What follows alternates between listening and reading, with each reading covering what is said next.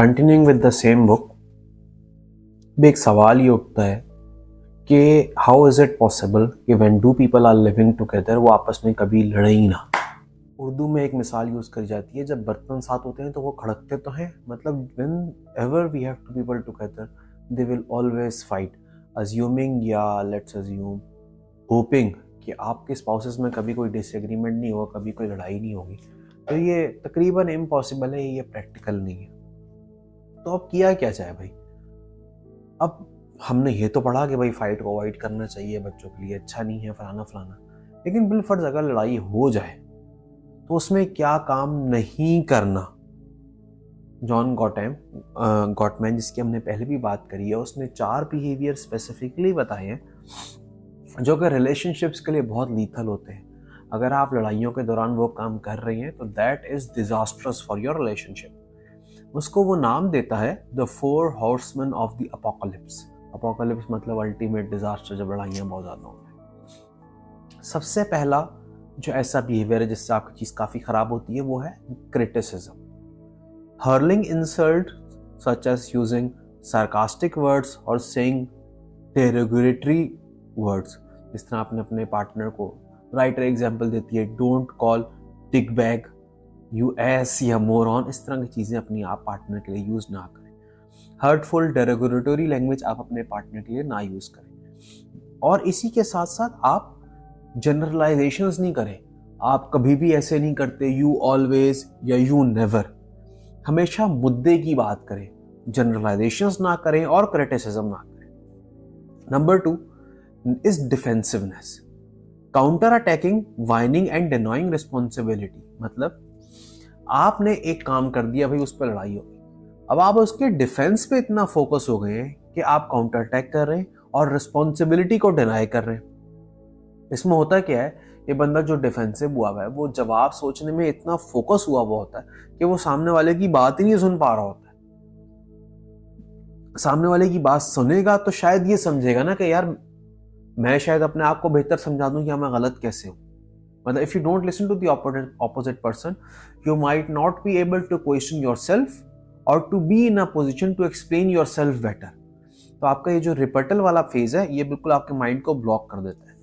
इसके साथ साथ एक और चीज क्या होता है, आप अपने आप को बार बार दोहराते रहते हैं सेम चीज, समराइजिंग योरसेल्फ सिंड्रोम इसको कहते हैं। और इससे होता क्या है कि आपका एंगर ना रीइंफोर्स होता रहता है। अगर आप एक बात को दोहराते रहें, भाई ये गलत है ये गलत, तो आपको गुस्सा भी आता रहता है। This leads to anger. और ये मैंने खुद भी फील किया कि अगर एक चीज़ को बार बार दोहराया जाए, मैं अपने एक पॉइंट को बार बार दोहराऊं, तो इंसान को बाय डिफॉल्ट गुस्सा आना शुरू है। तीसरी चीज़ है स्टोन वॉलिंग। स्टोन वॉलिंग हमने पहले भी बात करी है। हम ये बज़ाहिर तो पैसिव लगता है कि यार हाँ बस मैं बात नहीं कर रहा, छोड़ दो मैं बात नहीं कर रहा। आप अपने पार्टनर को इग्नोर करना शुरू कर दिया। इससे होता है क्या है कि एक परसूअर और डिस्टेंसर रिलेशनशिप बन जाता है। आपका पार्टनर आपसे बात करना चाह रहा है, आप उससे डिस्टेंस हो जा रहे हो, आपका पार्टनर बात कर जा रहा है, आप डिस्टेंस हो जा रहे हो। So what is happening is कि आप तो वहां से भागने में लगे हुए हो क्योंकि आप तो डिस्टेंसर हो, आपने अपने पार्टनर को धक्का देना है, दूर होना चाह रहे हो आपसे। लेकिन परसूअर ना ज़्यादा से ज़्यादा गुस्सा और फ्रस्ट्रेशन उसमें आई थी कि सामने वाला मेरी बात क्यों नहीं सुन रहा। इसको साइलेंट ट्रीटमेंट से भी आप तशबीह दे सकते हैं। एक बात जो है कि जनरली जो है ना स्टोन वॉलर्स, हमने पहले भी डिस्कस किया था कि वो मेन होते हैं और उसके पीछे हमने रीजंस भी करी थी, इनकी अपब्रिंगिंग ऐसी या इमोशंस को नहीं हम ज़्यादा बेहतर तरीके से समझ पाते। अलबत्ता एक बात हमें ज़रूर समझनी चाहिए कि हमें स्टोन वॉलिंग को ना काम डाउन होने के टाइम से सेपरेट करना चाहिए। मतलब हम ये समझ रहे हैं कि हमारा पार्टनर हमें स्टोन वॉल कर रहा है या पार्टनर काम डाउन होने के लिए टाइम ले रहा है, we have to be wise enough to differentiate between these two states. इसके बारे में, काम डाउन टाइम के बारे में हम आगे दूसरी वीडियो में बात करेंगे। अच्छा, स्टोन वॉलिंग जो है वो पैसिव तो हमें लगती है, भाई हाँ मैं नहीं बात कर रहा, अब क्या हुआ, कुछ भी नहीं हुआ, बात नहीं कर रहा ना, कुछ कह तो नहीं रहा। अलबत्ता इसके इफेक्ट्स बहुत प्रोफाउंड होते हैं। 1975 में एक एक्सपेरिमेंट हुआ, इसमें पेरेंट अपने छोटे बच्चों के साथ थोड़ा टाइम खेला और फिर उनको कहा गया कि आप इग्नोर कर दें। तो जब इग्नोर किया बच्चों को, पेरेंट्स खेल रहे हैं, अचानक अपने बच्चों को इग्नोर करना शुरू कर दिया। उसमें हुआ क्या कि बच्चे शुरू में तो थोड़े कंफ्यूज हुए, अपने पेरेंट्स को रीच आउट करने का शुरू किया, फिर वो इनिशियली कंफ्यूज होकर रोना शुरू कर दिया। अब देखिए इतने छोटे छोटे बच्चे अगर रो रहे हैं तो बड़ों पे क्या गुजरेगा। ये सिर्फ छोटा सा 2 मिनट का एक्सपेरिमेंट था और ये देखना तकलीफ दे हो गया था कि बच्चे कितनी तकलीफ दे हो, बच्चे कितनी तकलीफ में चले गए हैं। मतलब कुछ भी नहीं कर रहे पेरेंट्स, सिर्फ रिएक्ट नहीं कर रहे ना अपने बच्चों के लिए, सिर्फ खामोश होकर स्टिल होकर बैठे हैं। तो अब आप सोचें एक बच्चे पे अगर इतना प्रोफाउंड इफेक्ट होता है तो पेरेंट पे, एक आपके एडल्ट पार्टनर पे कितना बड़ा होता होगा।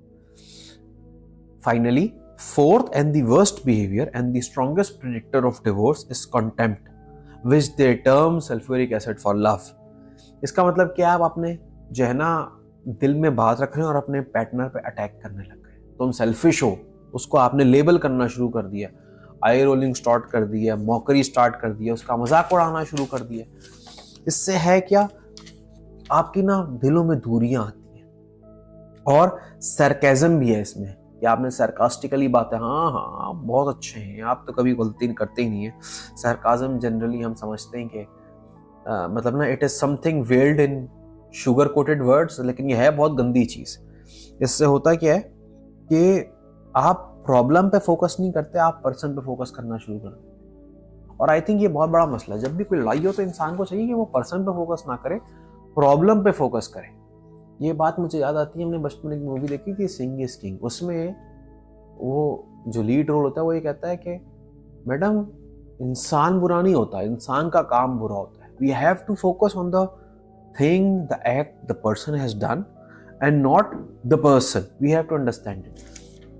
Finally, एक बात मैं आपको बताऊं, अगर आप अपने बच्चों के सामने लड़ रहे हैं, उसके बुरे इफेक्ट्स तो हम डिस्कस कर चुके हैं। अगर आपने बच्चों के सामने सार्कास्टिक है ना लड़ाई में अपने पार्टनर के लिए, तो that will create confusion for them और बच्चे बहुत अपसेट हो जाते हैं इससे। तो हमने ये 4 चीज़ें देखी जो जॉन गॉटमैन ने कहा कि लड़ाई में ये कभी भी नहीं करनी चाहिए। हम आगे डिस्कस करेंगे हाउ टू फाइट। लड़ाई नहीं करनी, लड़ाई हो गई उसमें क्या नहीं करना। अब लड़ाई हो रही है तो लड़ना कैसे है, नेक्स्ट वीडियो में डिस्कस करते हैं।